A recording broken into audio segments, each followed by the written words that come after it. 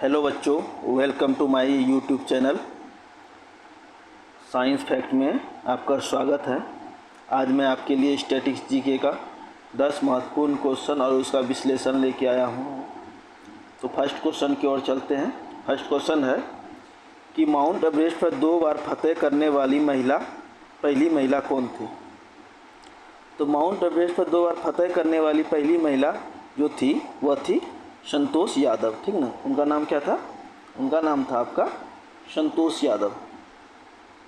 ठीक है, Santosh Yadav mount Everest पर 2 बार फतेह करने वाली महिला थी।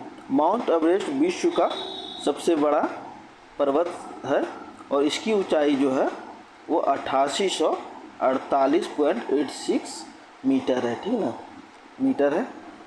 एवरेस्ट फतेह करने वाली प्रथम पर्वतारोही का नाम है तेंजिंग नार्गे, जो कि नेपाल की है, और एवरेस्ट एडमंड हिलेरी जो कि न्यूजीलैंड की थी। ठीक ना, और एवरेस्ट पर चढ़ने वाली प्रथम महिला जो थी उसका नाम था जिंको तेवई, जो जापान की थी। तथा भारत की पहली महिला थी बिचेंद्री पाल। बिचेंद्री पाल जो 1984 में ये क्या की थी, माउंट एवरेस्ट पर चढ़ी थी। अब अगले क्वेश्चन की ओर चलते हैं। अगला क्वेश्चन क्या है, अगला क्वेश्चन देख लेते हैं हम लोग। तो अगला क्वेश्चन है कि रेणुका झील स्थित है। रेणुका झील कहाँ पे स्थित है? तो रेणुका झील जो है वो हिमाचल प्रदेश में स्थित है। रेणुका झील भारत की सबसे छोटी आंध्र भूमि का झील है। ठीक ना, और सबसे बड़ी का बात हो जाए तो वो हो जाएगा चिल्का झील। ठीक ना, रेणुका झील भारत की सबसे छोटी आंध्र भूमि का झील है। ठीक ना, और असम में एक झील है जिसका नाम है होमलोंग झील, चंदूरी झील और दीपोर झील। ये 3 झील कहाँ पे है? वह असम में है। सूर्यधार झील का लोकार्पण 2020 में कहाँ हुआ था? तो वह उत्तराखंड में हुआ था। सूर्यधार झील, नक्की झील, पुष्कर झील, सामर झील, रामगढ़ झील, पिछोला झील, ये सब कहाँ पे है? ये सब राजस्थान में है। ठीक ना, ये सब राजस्थान में है। अब अगले क्वेश्चन की ओर चलते हैं। तो अगला क्वेश्चन क्या है आपका? अगला क्वेश्चन है ऊँट का प्रसिद्ध मेला। ऊँट का प्रसिद्ध व्यापार किस वार्षिक मेले का हिस्सा है? ऊँट का प्रसिद्ध व्यापार किस वार्षिक मेले का हिस्सा है? तो वह है पुष्कर। पुष्कर मेले का क्या है? ये व्यापार किस वार्षिक मेला का हिस्सा है? तो वह है पुष्कर मेला। ठीक ना, यह कार्तिक पूर्णिमा में मनाया जाता है। ये कार्तिक पूर्णिमा में प्रारंभ होने वाली वार्षिक मेला है।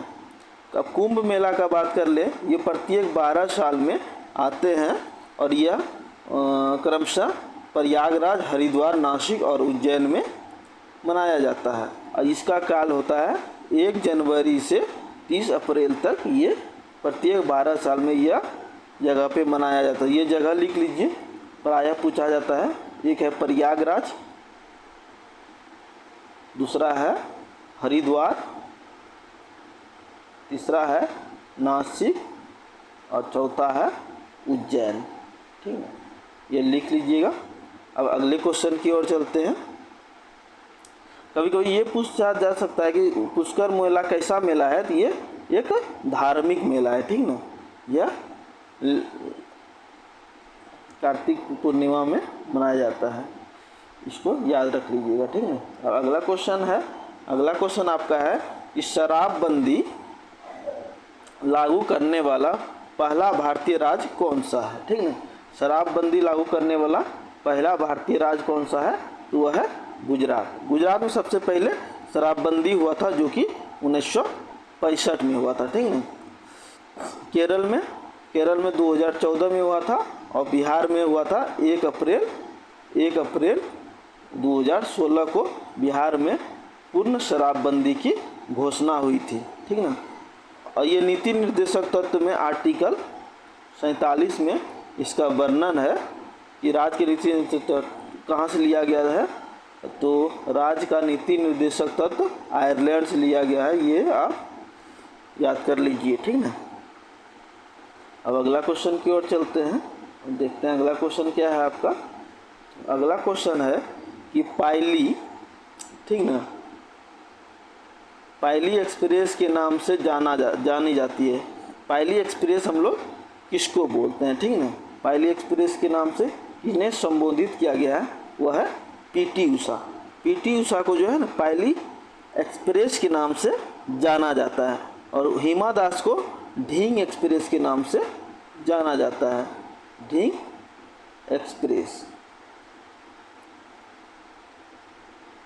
एक्सप्रेस के नाम से किसे जाना जाता है, हिमा दास को। और अंजू बेबी जॉर्ज को एक एथलीट है जो जिनका कि केरल से यह संबंध रखती है, और ये आपका ललिता बाबर जो है लॉन्ग रूट की यह एक धावक है, ठीक है। अब अगले क्वेश्चन की ओर चलते हैं और देखते हैं अगला क्वेश्चन क्या है आपका। तो अगला क्वेश्चन है आपका कि सामरिक शस्त्र न्यूनीकरण संधि स्टार्च किसके बीच संधि है, किसके बीच यह संधि हुआ था। सामरिक शस्त्र न्यूनीकरण संधि जो है वह किसके बीच में हुआ था, वह है यूएसए और रूस के बीच में यह संधि हुआ था, ठीक ना। किसके बीच में हुआ था, वह हुआ था यूएसए और रूस के बीच में संधि हुआ था। इसमें से एक प्रस्ताव रखा गया था कि अपने मन से ज़्यादातर आप न्यूक्लियर्स का स्टॉक नहीं रख सकते हैं, ठीक ना।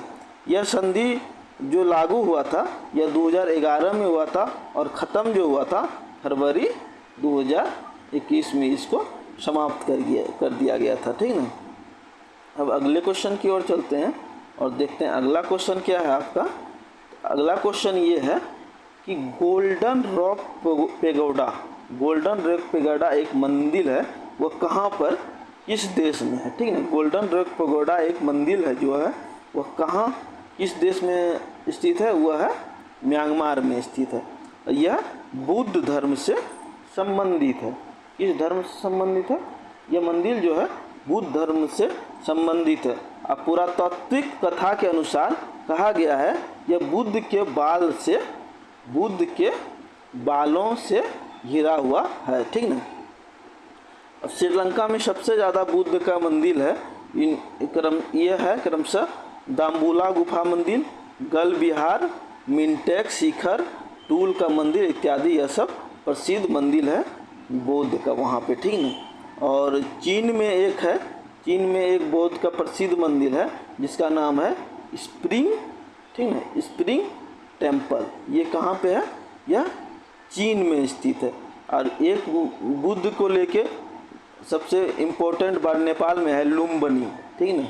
लुम्बिनी शहर बुद्ध का जन्म स्थल है, तो यहाँ पे बुद्ध का जन्म हुआ था लुम्बिनी में, जो नेपाल में अवस्थित है। अब अगले क्वेश्चन की ओर चलते हैं और अगला क्वेश्चन देखते हैं कि अगला क्वेश्चन आपका क्या है। वह है कि ग्वान द्वीप जो है, ग्वान द्वीप पर किस देश का प्रशासनिक नियंत्रण है। ग्वान द्वीप पे जो जिस देश का नियंत्रण है वह है अमेरिका। अमेरिका का जो नियंत्रण है वह ग्वान द्वीप पर है, ठीक ना। ग्वान द्वीप जो 1960 में आधिकारिक तौर पर अमेरिका का हिस्सा बना, उससे पहले वो जापान का था, ठीक ना। और इसका राजधानी जो है, गुआम देश का राजधानी जो है उसका नाम है कगलवा, ठीक ना। और वहाँ पर एक जनजाति पाया जाता है जिस जनजाति का नाम है कैमरोज जनजाति पाया जाता है, और वहाँ का भाषा भी जो है वह कैमरोज भाषा है। इसको लिख लीजिएगा और उसको याद कर लेना है, ठीक ना। और बता देते हैं कि गुआम द्वीप जो है अमेरिका का नेवी का स्थल, वहाँ पर अमेरिका वाला क्या करता है, अपना नेवी को प्रशिक्षण देते हैं, ठीक ना। अब विश्व का सबसे बड़ा ग्रीनलैंड जो है, सबसे बड़ा आइसलैंड जो है उसका नाम है ग्रीनलैंड। अब ग्रीनलैंड जो है किसके अधीन है, वह डेनमार्क के अधीन है। ये इम्पोर्टेंट क्वेश्चन है, इसको आप याद कर लीजिए। अब पूछा जाएगा कि गुआम द्वीप जो है किस महासागर में अवस्थित है, वह है प्रशांत महासागर में यह अवस्थित है, ठीक ना। प्रशांत महासागर में गुआम द्वीप अवस्थित है। अब अगले क्वेश्चन की ओर चलते हैं और देखते हैं अगला क्वेश्चन क्या है। तो अगला क्वेश्चन आपका है, जर्मन साम्राज्य की स्थापना किसने की थी? तो जर्मन साम्राज्य की जो स्थापना हुआ था वह काउंटर डेनमार्क के द्वारा हुआ था, ठीक ना। काउंटर डेनमार्क के द्वारा जर्मन साम्राज्य की स्थापना हुआ था।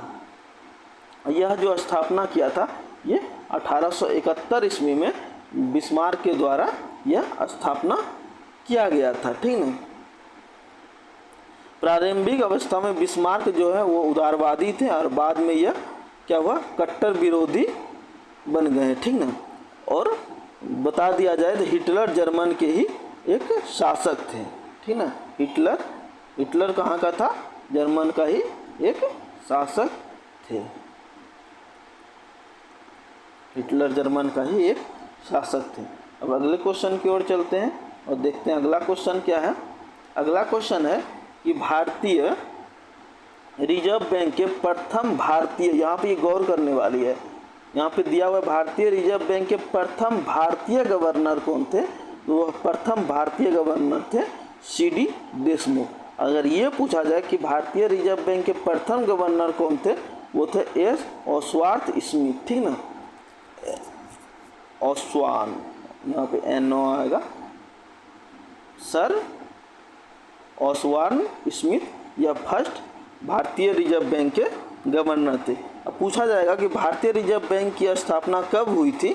तो भारतीय रिजर्व बैंक की स्थापना 1 अप्रैल 1935 को भारतीय रिजर्व बैंक की स्थापना हुआ था। और इसका राष्ट्रीयकरण जो हुआ था, इसका राष्ट्रीयकरण आपका 1949 में हुआ था, ठीक ना। अब पूछा जाएगा किसके शासनकाल में रिजर्व बैंक का राष्ट्रीयकरण हुआ था? वह था CD देशमुख के कार्यकाल में हुआ था, ठीक ना। तो ये आपका 10 क्वेश्चन यहाँ पे समाप्त हुआ। अगर मेरा वीडियो अच्छा लगा हो तो प्लीज़ लाइक कीजिए, सब्सक्राइब कीजिए और शेयर कीजिए और अपने दोस्तों को भेजिए, वो लोग को बीच भी स्टैटिक GK का ज्ञान जा सके।